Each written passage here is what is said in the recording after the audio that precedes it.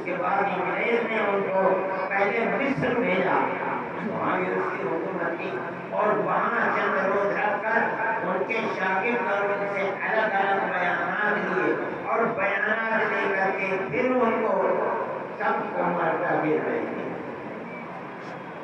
یہ تمہاری تاریخ ہے، تمہارے بزرگوں کی تاریخ ہے۔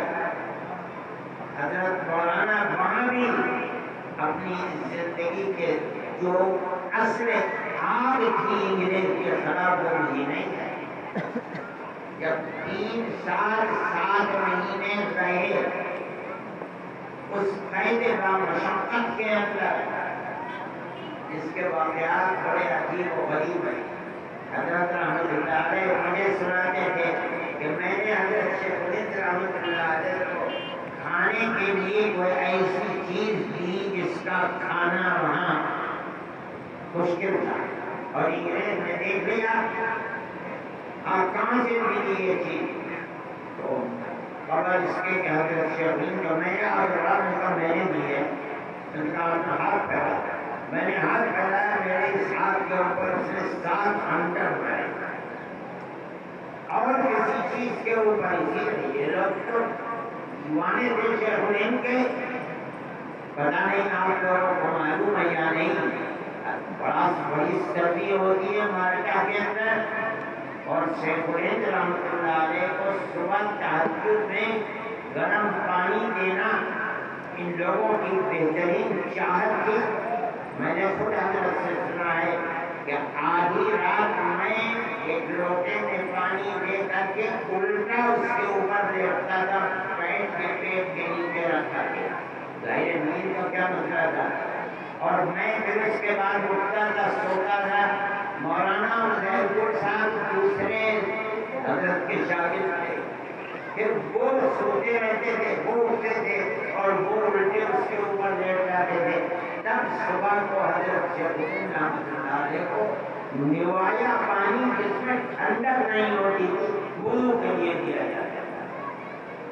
فرماتے تھے مجھ سے جو وہاں کے قانون کے خلاف تھا، حضرت کو آرام پہنچانے کے لیے میں نے کیا، یہ مجھے یاد نہیں رہا، مجھے 3 دن کی سزا دی گئی، اور وہ سزا یہ تھی کہ ایک ایسا کمرہ جس میں گھٹنوں تک کیچڑ بھرا ہوا تھا، اور ہر طرف سے کانٹے لگے ہوئے تھے، خاردار لوہے کے، مجھے اس کے اندر کھڑا کر دیا گیا، بیٹھ نہیں سکتا تھا۔ اس کے اندر بالکل کسی طرف سے روشنی آنے کا صرف ایک چھوٹا سا راستہ بیچ میں تھا، جب سورج استوا میں پہنچتا تھا تو وہاں سے روشنی آتی تھی۔ 3 دن تک مجھے اس کے اندر سزا دی گئی۔ لیکن لوگوں کا یہ سب کس لیے تھا؟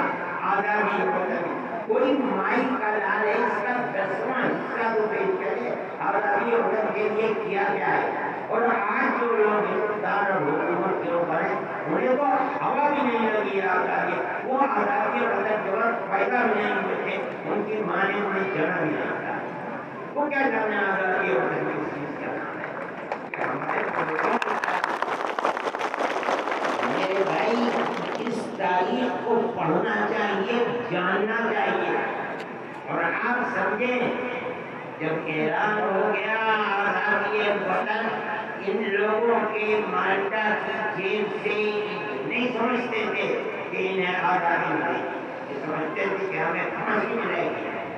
قدرت ہے 3 سال 7 مہینے کے بعد ان کو آزادی مل گئے کہ اب جاؤ، چنانچہ یہ لوگ وہاں سے کہاں ہوائی جہاز ہوتے تھے اس وقت، تو پانی کے جہاز سے ان کے اندر ان کو وہاں سے رخصت کیا گیا، اور وہ یہاں آئے۔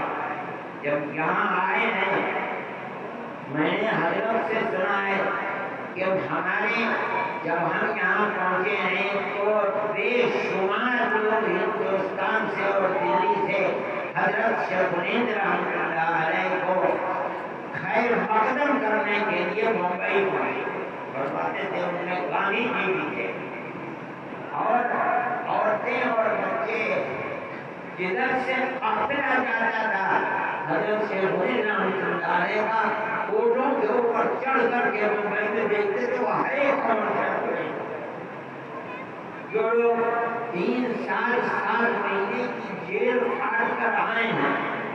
جب حضرت شیخ الہند رحمۃ اللہ علیہ کا جہاز گودی پر پہنچا، ابھی گودی پر پہنچنے سے پہلے ہوتا یہ تھا کہ جہاز کو گودی سے آدھا کلومیٹر 1 کلومیٹر پہلے روک دیا جاتا تھا.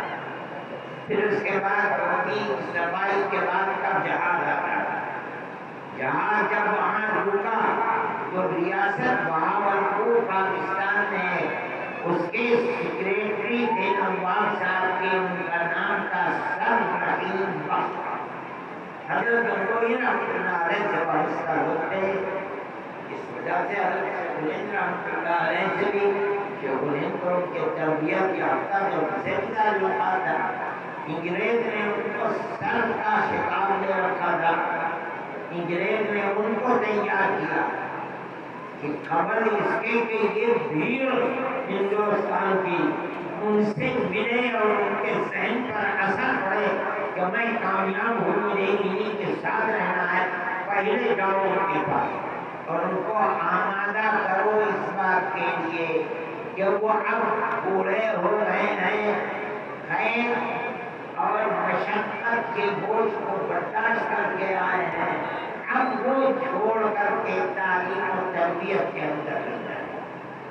چنانچہ سر رحیم بخش سیڑھی لگوا کر کے ان کو کشتی میں بٹھا کر کے وہاں جہاز تک لائے اور سیڑھی لگوا کر کے باندھ کر کے اس کے اوپر چڑھا کر شیخ الہند کے پاس بھیجا گیا.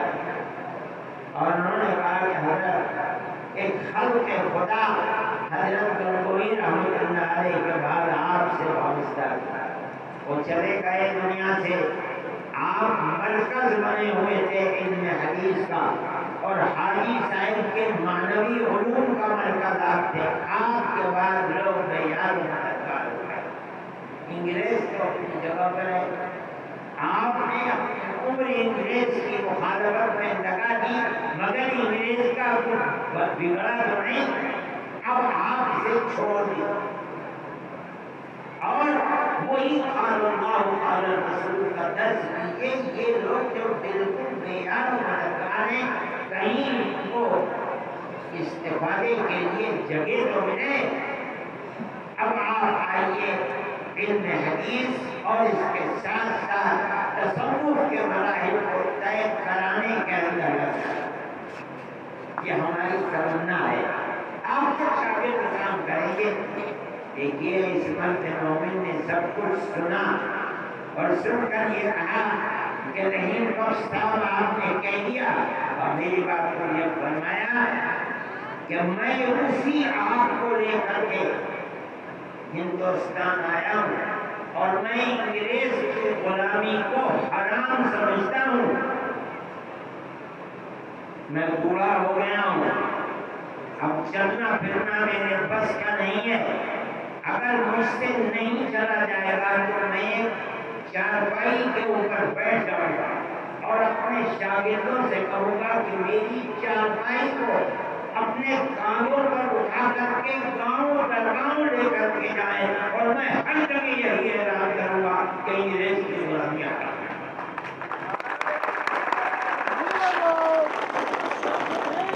یہ تمہارے بزرگوں کی زندگی ہے، یہ تاریخ ہے. سر رحیم بخش خاموش ہو گئے.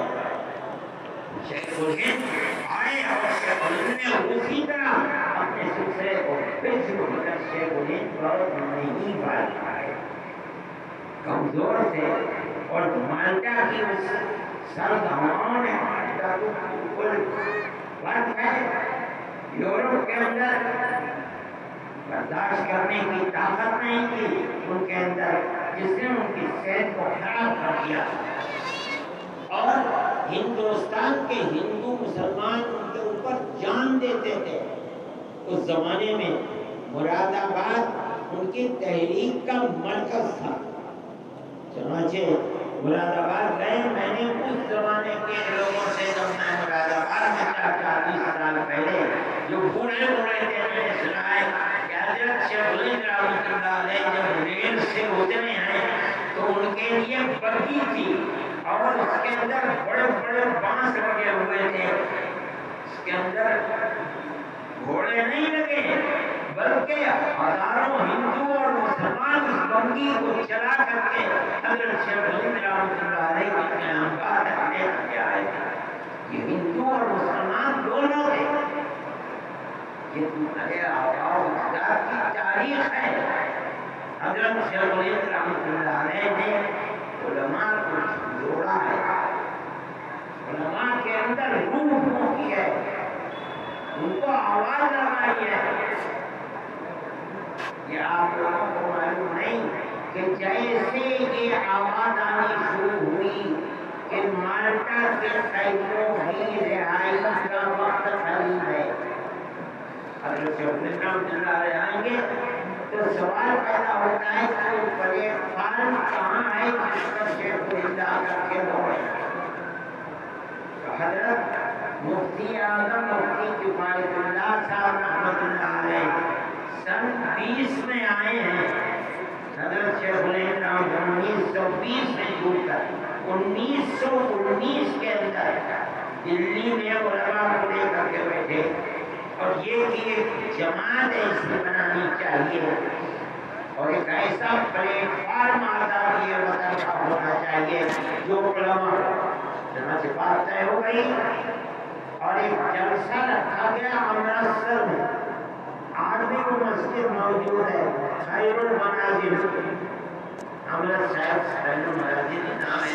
میں گیا ہوں ایک مرتبہ اس مسجد کے اندر، جامع مسجد ہے وہاں کے امرتسر، اس کے اندر ہی اجتماع طے ہوا کہ ہم سب تقسیم ملک تو بھی نہیں گئی امرتسر کے اندر۔ چنانچہ امرتسر گئے، وہاں لوگ بیٹھے اور بیٹھ کر جمعیت علماء کا اعلان کیا۔ یہ وہ پلیٹ فارم ہے جس پر شیخ الہند رحمۃ اللہ علیہ آ کر کے آزادی وطن کے لیے اپنے شاگردوں کو لے کر کے دوڑے۔ اس کا عارضی صدر نہیں، عارضی صدر مفتی اعظم مفتی کفایت اللہ صاحب شیخ الہند رحمۃ اللہ علیہ کا شاگرد قاسم بنایا گیا۔ پھر حضرت شیخ الہند رحمۃ اللہ علیہ آ گئے تو اس کا اس اجلاس کے بعد پہلا اجلاس ہوا دلی کے اندر، جس میں حضرت شیخ الہند رحمۃ اللہ علیہ بحیثیت مستقل صدر کے صدر ہیں اور ان کا خطبہ صدارت ہے، لیکن شیخ الہند رحمۃ اللہ علیہ بیمار ہو چکے تھے اور اس خطبہ صدارت کو پڑھ نہیں سکے۔ 12 دن کے بعد حضرت شیخ الہند رحمۃ اللہ علیہ کا انتقال ہو گیا۔ اس خطبہ صدارت میں الفاظ میرے ذہن میں نہیں ہے، لیکن آپ نے اس خطبہ صدارت کے اندر علماء کو جھنجھوڑ کر دیا، فرمایا کہ اسلام نظام اسلامی اپنے اندر زندگی کے تمام پہلوؤں کو لیے ہوئے، سیاست، تعلیم، اقتصادیات، انفرادی احکام اور اجتماعی۔ اسلام ایسا ملک ہے جس میں ایسا اسلام ایسا نظام رکھنے والا مذہب ہے جس نے ہر طرف سے انسان کی اجتماعی اور انفرادی زندگی کو اپنے اندر پھیر رکھا ہے۔ اور اس کے بعد فرمایا جو لوگ مدرسوں میں رہ کر صرف پڑھنے پڑھانے کو اور چار دیواری میں بیٹھنے کو اسلامی زندگی کا مقصد سمجھتے ہیں، وہ اسلام کے دامن کے اوپر بدنما داغ لگا ہے۔ کون کہہ سکتا ہے؟ شیخ الہند کہہ سکتا ہے۔ میرے بھائی یہ تاریخ ہے علماء دیوبند کی، علماء کی اور علماء دیوبند کی تاریخ ہے۔ یہ یہاں جامع مسجد کے قریب وہ گھر ہے جو شیخ الہند کا گھر تھا، یہیں سے یہ داستان شروع ہوئی ہے۔ ان کا انتقال ہو گیا ان کے انتقال کے بعد ان کے شاگردوں نے جو ان کے اشاروں کے اوپر جان